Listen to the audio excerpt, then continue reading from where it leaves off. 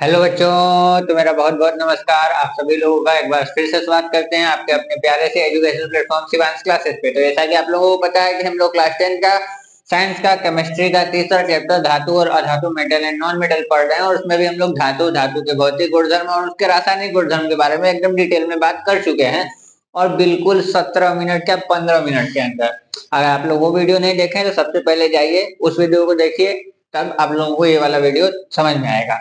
इस वाले वीडियो में हम लोग बात करेंगे अधातु, अधातु के भौतिक गुणधर्म, अधातु के रासायनिक गुणधर्म, अयस्क खनिज भर्जन निस्तापन, प्रगलन गालक, अशुद्धि, सबके बारे में मैट्रिक्स ज्ञान, ये सबके बारे में बात करेंगे। और हो सके तो चुंबकीय पृथक्करण विधि या फिर विद्युत पृथक्करण विधि, खनिज को अलग करने का, फिर अयस्क को ये सब को अलग करने का, इसमें से मैट्रिक्स को अलग करने का विधि भी देखें। ठीक है, तो इम्पोर्टेंट में तो उतना वहां से तो नहीं पूछेगा, उतना अंदर से तो नहीं पूछता है, लेकिन ये सब जरूर पूछ सकता है। ठीक है, और अपवाद तो बिल्कुल ही पूछेगा। ठीक, और कौन सी धातु कितनी अधिक अभिक्रियाशील है और कौन सी कितनी कम अभिक्रियाशील है, कौन ऑक्सीजन के साथ क्या करेगी अभिक्रिया करके, कौन जल के साथ अभिक्रिया कैसे करेगी, अम्ल के साथ कौन सा अभिक्रिया करेगा, और कौन सा हाइड्रोजन गैस देगा कौन सा नहीं देगा। तो ये जितना भी हाइड्रोजन के ऊपर वाला धातु है वो सब हाइड्रोजन गैस को क्या कर देगा, मुक्त कर सकता है। ठीक, तो चलिए ये सब तो हम लोग पिछले वीडियो में बात कर चुके हैं। अगर आप लोग वो नहीं देखें तो जल्दी जाकर उसको देखिए, और हम लोग आज बिना देरी किए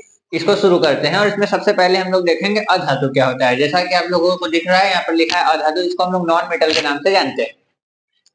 तो साधारण सी बात है, अधातु क्या होता है बच्चों? वे अधातु वे पदार्थ होते हैं जो किसी रासायनिक अभिक्रिया में क्या करते हैं, इलेक्ट्रॉन का त्याग करते हैं। क्या करते हैं? इलेक्ट्रॉन का त्याग करेंगे। और जब इलेक्ट्रॉन का त्याग करेंगे तो वो क्या करेंगे कि इलेक्ट्रॉन अगर निकल रहा है तो उसमें से कौन सा आयन निकलेगा? ऋण आयन निकलेगा। कौन सा आयन निकलेगा?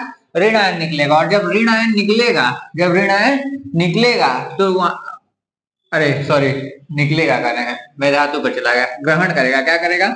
ग्रहण करेगा। जब ऋण आयन ग्रहण करेगा तो उसके अंदर कौन सा आयन आ जाएगा? ज्यादा ऋण आयन ही आ जाएगा। ठीक, अगर यही धातु का बात होता तो धातु में क्या होता कि ऋण आयन क्या ग्रहण करने की अपेक्षा वो क्या करता, निकालता। तो निकालता तो वहां पर धन आयन बन जाता, लेकिन ये अधातु है। क्या है? अधातु है। अधातु इसलिए ऋण आयन ग्रहण करेगा तो इसके अंदर सबसे ज्यादा क्या ऋण आयन भर जाएगा। ठीक है, तो ये वे पदार्थ होते हैं जो किसी रासायनिक अभिक्रिया में इलेक्ट्रॉन को ग्रहण कर कर ऋण आयन बनाने की प्रवृत्ति रखते हैं। ठीक है, इलेक्ट्रॉन को लेता जाएगा और कौन सा आयन बनाएगा बच्चों? ऋण आयन, माइनस आयन। ठीक है, आयन क्या होता है इसके बारे में हम लोग पहले ही से बता चुके हैं कि जब भी कोई भी रासायनिक अभिक्रिया होता है वहां पर इलेक्ट्रॉन का जो है कि साझा होता है, और किसी परमाणु पर जब इलेक्ट्रॉन का साझा हो रहा है तो उस इलेक्ट्रॉन का जो साझा हो रहा है उसके समूह को ही क्या कहते हैं? आयन कहते हैं। ठीक है, अब आयन दो प्रकार का हो सकता है, धन आयन और ऋण आयन। जब इलेक्ट्रॉन निकल रहा है तो धन आयन का निर्माण हो रहा है, और जब इलेक्ट्रॉन ग्रहण हो रहा है तो ऋण आयन का निर्माण हो रहा है। इतना तो हम लोग समझ चुके थे। अब देखेंगे अधातु के भौतिक गुण। अधातु के भौतिक गुण क्या है? जैसे कि हम लोग धातु का भौतिक गुण देखे थे, उसी तरीके से अधातु का भी भौतिक गुण। जैसे कि अधातु जो है वो चमकदार नहीं होता, अधातु चमकदार नहीं होता। और इसमें बहुत ही ज्यादा इंपॉर्टेंट क्या है? अपवाद। जितना भी अपवाद है इसका, इसमें से क्वेश्चन पूछ सकता है। तो जैसे कि आप लोग देख रहे हैं कि जो अधातु है वो हीरा, हीरा जो है वो बच्चों चमकदार होता है, लेकिन यहाँ पर क्या बोल रहा है? अधातु जो है चमकदार नहीं होता। ठीक है, उसके बाद देखो क्या बोल रहा है कि जो अधातु है वो गैस के रूप में होता है। क्या होता है? अधातु गैस के रूप में होता है। लेकिन इसका भी एक अपवाद है कि जो ब्रोमीन है वो किसके रूप में पाया जाता है? वो जल के रूप में पाया जाता है। ठीक है, अघातवर्धनी और तन्यता क्या होता है बच्चों? तो अघातवर्धनी क्या होता है?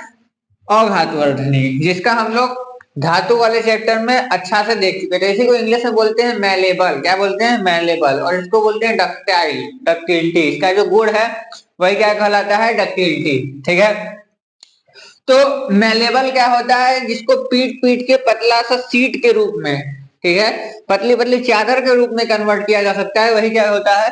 मैलेबल। तो जो अधातु होता है वो मैलेबल नहीं होता, और ना ही फ्लेक्सिबल होता है, ना ही डक्टाइल होता है। उसको खींच के लंबा तार के रूप में हम लोग बदल नहीं सकते हैं। तो ये होता क्या है बच्चों, ये भंगुर होता है। क्या होता है? भंगुर। ठीक है, कि भंगुर क्या होता है, अगर उस पर तुम कस के हथौड़ा मारोगे तो वो चूर चूर हो जाएगा। ठीक है, उसके इसी प्रवृत्ति को क्या बोलते हैं? भंगुर बोलते हैं। अब इसमें भी अपवाद है, जैसे सल्फर और फास्फोरस। ठीक है, ये थोड़े क्या होते हैं? कठोर होते हैं। ठीक, कुचालक क्या है?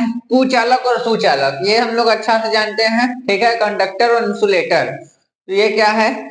इंसुलेटर है। ठीक है, जिसमें अच्छा से उष्मा और विद्युत धारा प्रवाहित नहीं हो सकती, वो क्या कहलाता है? उसका कुचालक कहलाता है। तो अधातु जो है वो कुचालक है, लेकिन धातु जो है वो सुचालक है। लेकिन इसमें भी अपवाद है, जो ग्रेफाइट। ग्रेफाइट क्या होता है बच्चों? ये कार्बन वाले चैप्टर में आप लोग पढ़ेंगे कि जो ग्रेफाइट होता है वो कार्बन का एक अपरूप है। अपरूप क्या होता है? अपरूप होता है बच्चों की कोई भी ऐसा पदार्थ जिसके प्रकृति में एक से अधिक रूप उपस्थित होते हैं, वही क्या कहलाता है? अपरूप कहलाता है। कोई भी ऐसा पदार्थ जिसके प्रकृति में एक से अधिक जो है कि रूप उपस्थित होते हैं, वही उसका अपरूप। जैसे कार्बन का अपरूप हीरा भी हो गया, ग्रेफाइट भी हो गया, फ्लोरीन भी हो गया। ये तीनों आप लोग पढ़ेंगे कार्बन वाले चैप्टर में। ठीक, उसके बाद जो ग्रेफाइट है वो उसमें जो है कि विद्युत प्रवाहित होता है। तो कभी भी आप लोग पेंसिल का जो ग्रेफाइट है उसको निकालकर बोर्ड में डालने की गलती मत कीजिएगा, क्योंकि उसमें भी जो है लाइट आता है। ठीक, उसके बाद जो गलनांक और कथनांक होता है बच्चों अधातु का, अधातु का गलनांक और कथनांक काफी कम होता है। और इसमें भी एक अपवाद क्या है? इसमें अपवाद है जैसे कार्बन और सिलिकॉन। इसको बहुत ज्यादा जब उष्मा दोगे ना, तब जाके ये क्या होगा? गलना प्रारंभ कर देगा। जैसे कि हीरा ही है, हीरा का गलनांक और कथनांक क्या है? बहुत ज्यादा है। ठीक है, तो ये इसके अपवाद में आएगा, और अपवाद इसका याद करना बहुत ही ज्यादा जरूरी है। हमको लग रहा है बच्चों कि आप लोगों को इतना समझ में आया होगा। अब हम लोग चलते हैं कि इसका कुछ देख लेते हैं रासायनिक गुणधर्म। ठीक है बच्चों, तो अब हम लोग देखेंगे कि अधातु का रासायनिक गुणधर्म, यानी भौतिक गुणधर्म तो जान चुके हम लोग। अब हम लोग देखेंगे इसका रासायनिक गुण क्या है। तो जो अधातु है, अधातु जैसे कि सल्फर है। ठीक है, ठीक है, कार्बन है, ऑक्सीजन है, ये सब हाइड्रोजन है, ये सब क्रिया करके क्या बनाता है? तो देखिए, जो सल्फर है या फिर कोई भी अधातु जब ऑक्सीजन से क्रिया करता है तो अधात्विक ऑक्साइड का फॉर्मेशन कर देता है। ऐसे जो धातु था, जैसे कि Zn+O2, जब धातु अभिक्रिया किया तो जिंक ऑक्साइड यानी धातु का ऑक्साइड बना दिया। Mg+O2 इक्वल टू Mg यानी मैग्नीशियम ऑक्साइड बना दिया। यानी जब भी धातु ऑक्सीजन के साथ क्रिया किया तो धात्विक ऑक्साइड बना दिया। उसी प्रकार अधातु अगर ऑक्सीजन से क्रिया किया तो अधात्विक ऑक्साइड बना दिया। ये जो नेचर है इसका, ये अम्लीय होता है। क्या होता है? एसिडिक होता है। क्या होता है? एसिडिक। इसका जो नेचर है, इसका जो प्रकृति है अधात्विक ऑक्साइड का, वो अम्लीय होता है।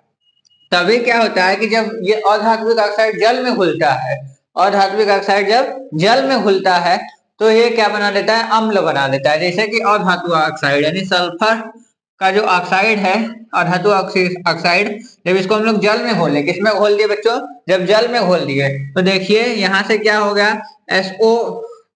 SO4 यानी सल्फ्यूरिक अम्ल का फॉर्मेशन हो गया। ठीक, तो ये जो होता है ये किस नेचर का होता है? अम्लीय नेचर का। ये क्या है? अधात्विक ऑक्साइड। ठीक है, अधातु ऑक्सीजन से क्रिया करके अधात्विक ऑक्साइड बनाता है, जो अम्लीय प्रवृत्ति का होता है। ये अम्लीय प्रवृत्ति का होने के कारण जल में जब अभिक्रिया करता है तो अम्ल का निर्माण कर देता है।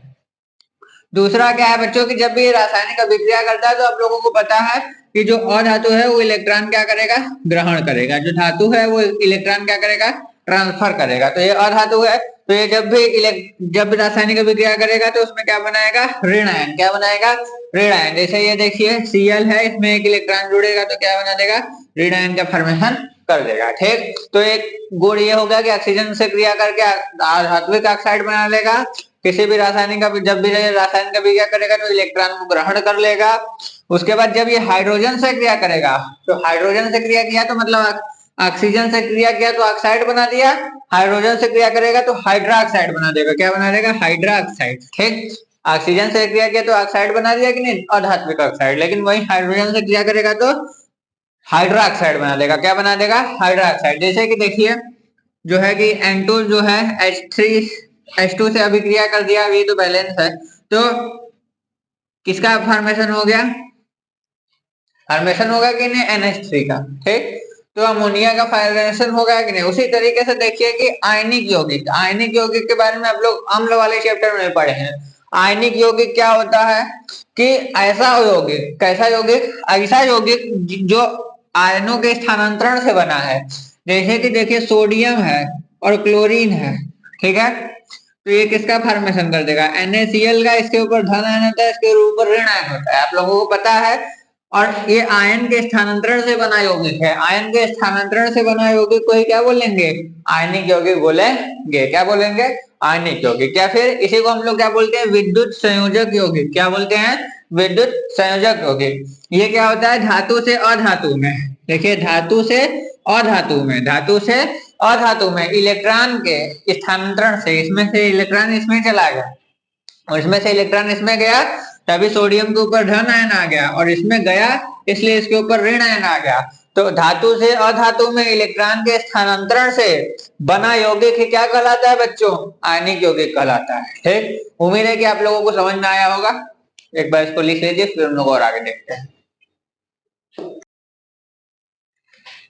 ठीक है बच्चों, अब हम लोग थोड़ा सा ये देखते हैं, जैसे कि विद्युत संयोजकता क्या होता है। संयोजकता क्या होता है, जैसे कि आप लोगों को पता है कि कोई भी जो परमाणु है उसके नाभिक के चारों ओर कक्षा रहता है, और उसके आखिरी कोष में जो है वो 8 इलेक्ट्रॉन अगर उपस्थित होता है, तो हम लोग क्या बोलते हैं कि उसकी जो संयोजकता है वो क्या है, पूर्ण है। ठीक, तो उसी तरीके से जो विद्युत संयोजकता क्या है, जब कोई परमाणु अपना इलेक्ट्रॉन, ठीक है, जब कोई परमाणु, एक परमाणु अपना इलेक्ट्रॉन दूसरे परमाणु को, ठीक है, पूर्ण रूप से जब दे देता है, वही क्या कहलाता है, उसका विद्युत संयोजकता कहलाता है। ठीक, या तो आप इसको ऐसे बोल सकते हैं कि किसी परमाणु द्वारा दिया गया या फिर लिया गया इलेक्ट्रॉन का संख्या ही क्या कहलाता है, विद्युत संयोजकता। जैसे कि सोडियम है, सोडियम जो है एक इलेक्ट्रॉन का क्या कर रहा है, ट्रांसफर कर दे रहा है। ठीक है, क्यों, क्योंकि इसका जो परमाणु संख्या वो 11 है।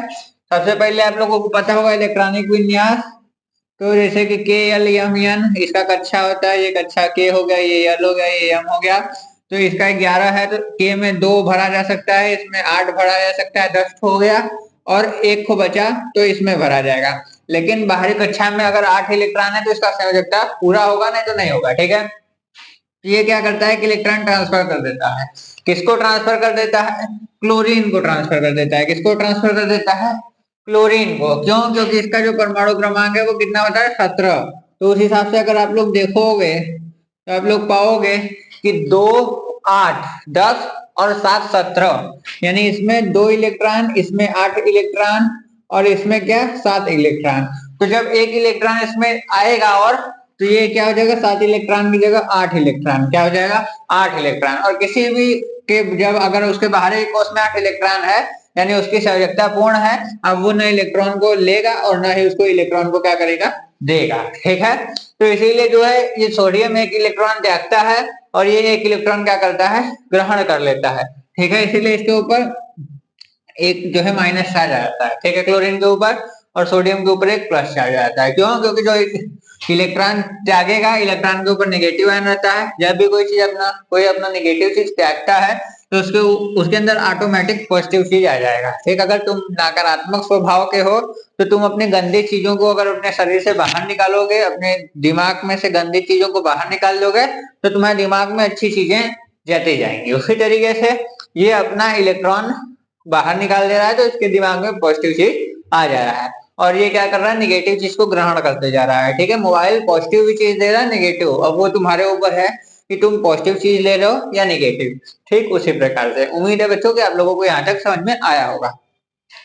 उसके बाद हम लोग खनिज में जाते हैं, मिनरल्स में। तो ये क्या है, जो खनिज है, जैसे कि पृथ्वी जो है, पृथ्वी का जो ऊपरी सतह है उस पर जो धातु उपस्थित है, ठीक है, पृथ्वी का जो सतह है उसमें जो धातु उपस्थित है, प्रकृति रूप जो पृथ्वी है, प्रकृति रूप से उसमें जो धातु उपस्थित है वह क्या कहलाता है, खनिज कहलाता है। क्या कहलाता है, खनिज कहलाता है। देखो वही लिखा भी हुआ, क्या लिखा है, प्रकृति में पृथ्वी के अंदर धातु तथा उनके यौगिक जिस रूप में पाए जाते हैं, धातु और उनके यौगिक जिस रूप में पाए जाते हैं वही क्या कहलाता है, खनिज। जैसे कि एक एग्जांपल यहाँ पर लिखा हुआ है कॉपर पायराइट का, ये क्या है बच्चों, ये खनिज का एक उदाहरण है। ठीक, खनिज के आप लोग समझ गए होंगे कि पृथ्वी के अंदर जो प्रकृति रूप से धातु पाया जाता है वही क्या कहलाता है, खनिज कहलाता है। ठीक, धातु या फिर उसका यौगिक, और यौगिक मतलब तो आप लोगों को पता ही होगा कि जब 2 या 2 से अधिक तत्व आपस में किसी निश्चित अनुपात में मिलते हैं तो यौगिक का निर्माण कर देते हैं। ठीक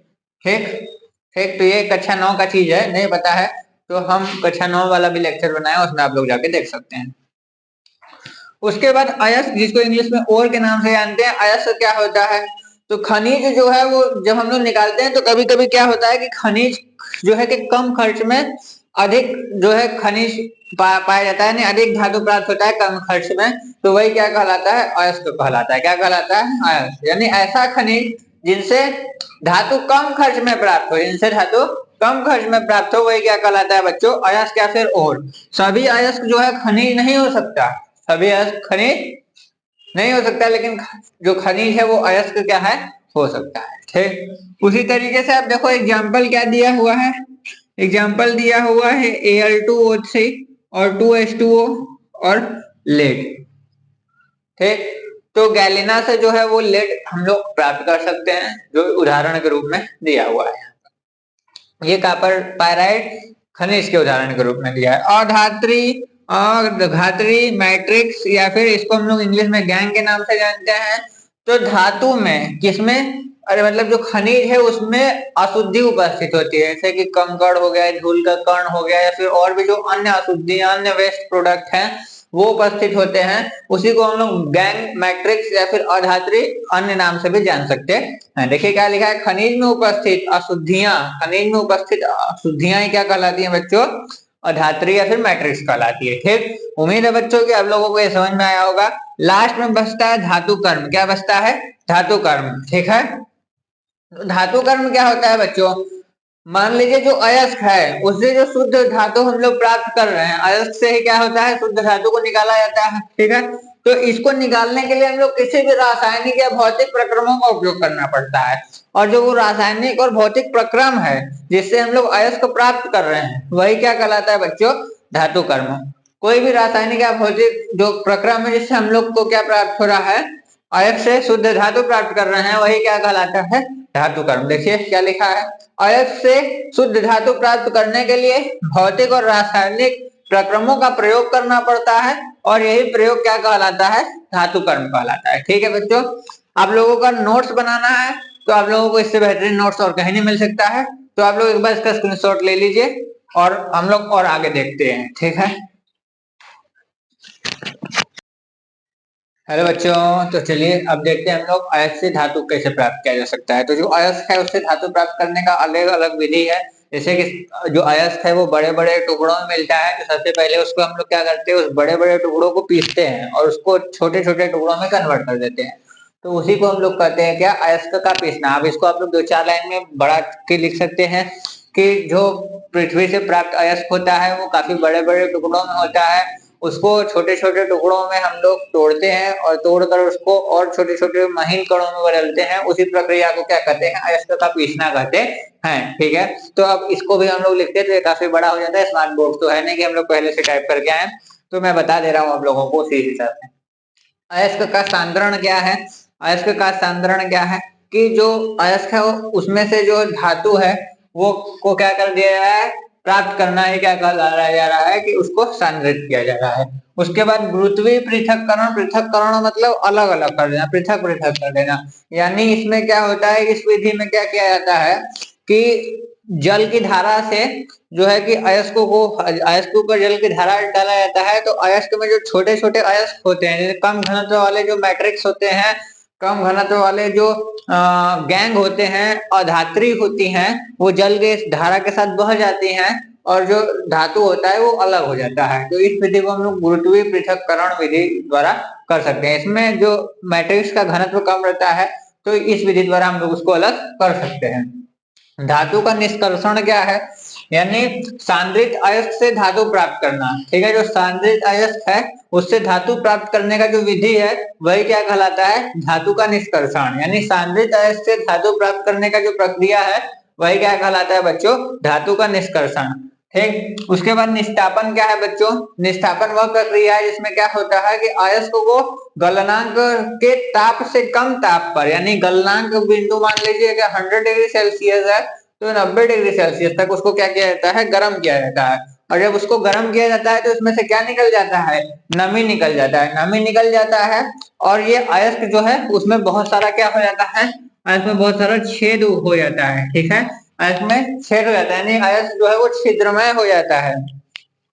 जब अयस्क को उसके गलनांक से कम ताप पर गलनांक से थोड़े कम ताप तक गर्म किया जाता है तो अयस्क छिद्रयुक्त हो जाता है, लेकिन वो पिघलता नहीं है। यही जो प्रक्रिया है ये क्या कहलाती है, निस्तापन कहलाती है। क्या कहलाती है, निस्तापन कहलाती है। ठीक है, जब अयस्क को उसके गलनांक से कम ताप तक गर्म किया जाता है तो जो अयस्क है वो उसमें बहुत सारे छिद्र यानी छेद हो जाता है और वो क्या होता है, लेकिन वो पिघलता नहीं है। यही प्रक्रिया क्या कहलाती है, निस्तापन। और निस्तापन और भर्जन, अब भर्जन क्या है बच्चों, निष्ठापन में गलनांक से कम ताप पर हो रहा था, लेकिन जो भर्जन है ये अधिक ताप पर होता है। ठीक है, जब अयस्क को अधिक ताप पर वायु के एक नियमित मात्रा में वायु के एक नियमित मात्रा में करवाया जाता है, वही प्रक्रिया क्या कहलाती है, भर्जन। क्या कहलाती है, भर्जन। भर्जन निष्ठापन की तुलना में अधिक ताप पर, यानी जो ये भर्जन है इसका ताप क्या रहेगा, अधिक रहेगा और वायु का जो मात्रा है वो क्या रहेगा,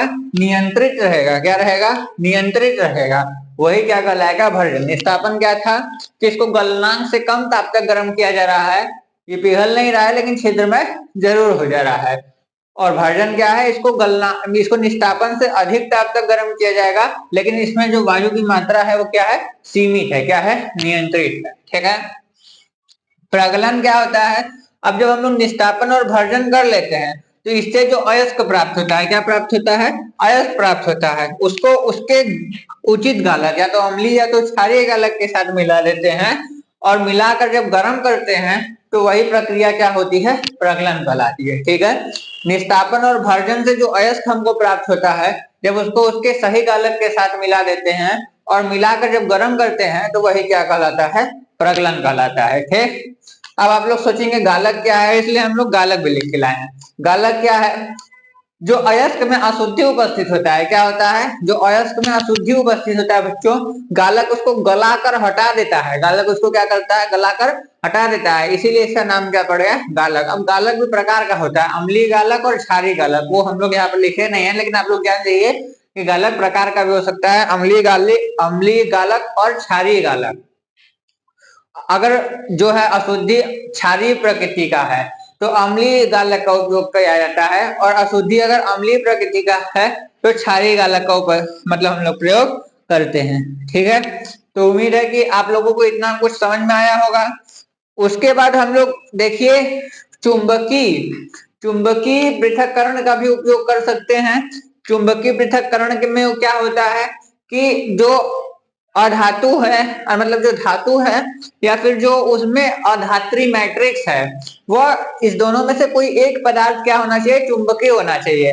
तभी हम लोग चुंबकीय पृथक्करण विधि द्वारा इसको क्या कर सकते हैं, अलग कर सकते हैं। तो आप लोग इसको लिख सकते हैं कि चुंबकीय पृथक्करण विधि वह विधि है जिसमें कि अशुद्धि या फिर जो धातु है वो इस दोनों में से कोई एक पदार्थ मतलब चुंबक से प्रभावित होना चाहिए, यानी चुंबकीय होना चाहिए। ठीक है, तभी हम लोग इस प्रयोग से और मतलब मैट्रिक्स को अलग और धातु को अलग अलग कर सकते हैं। उसके बाद विद्युत अपघटनीय विधि है धातु के निष्कर्षण के लिए। ये कौन सा विधि है, इसमें क्या होता है, एक एनोड और एक कैथोड का जो है क्षण लिया जाता है। जो एनोड वाला रहता है उस पर अशुद्ध धातु और जो कैथोड वाला रहता है उस पर शुद्ध धातु, और फिर इसको एक सेल से जोड़ दिया जाता है। ठीक है, जब इसमें एक सेल से जोड़ दिया जाता है तो जो अशुद्धि रहता है वो घुल हट जाता है और जो शुद्ध मतलब जो शुद्ध पदार्थ रहता है वो जो शुद्ध धातु रहता है वो एनोड पर चला जाता है।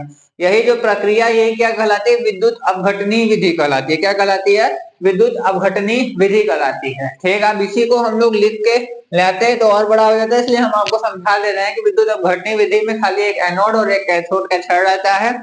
एनोड वाले पर जो है अशुद्ध धातु रहता है, कैथोड वाले पर जो है शुद्ध धातु रहता है, और इसको एक सेल द्वारा जोड़ दिया जाता है। जब इसको सेल द्वारा जोड़ा जाता है तो क्या होता है कि इसमें से जो अशुद्धि है वो हट जाती है और ये एनोड की तरफ मतलब कैथोड की तरफ चला जाता है। ठीक है, और इस प्रकार मतलब मैट्रिक्स और शुद्ध धातु जो है अलग अलग हो जाता है। उम्मीद है बच्चों कि आप लोगों को यहाँ तक समझ में आया होगा और ये वाला चैप्टर हम लोग का यहीं पर समाप्त हो जाता है। अगर आप लोगों को इसमें कोई भी कंफ्यूजन है तो आप लोग तुरंत कमेंट करिए। अगर आप लोगों को नोट्स चाहिए तो उसके लिए भी आप लोग कमेंट करिए।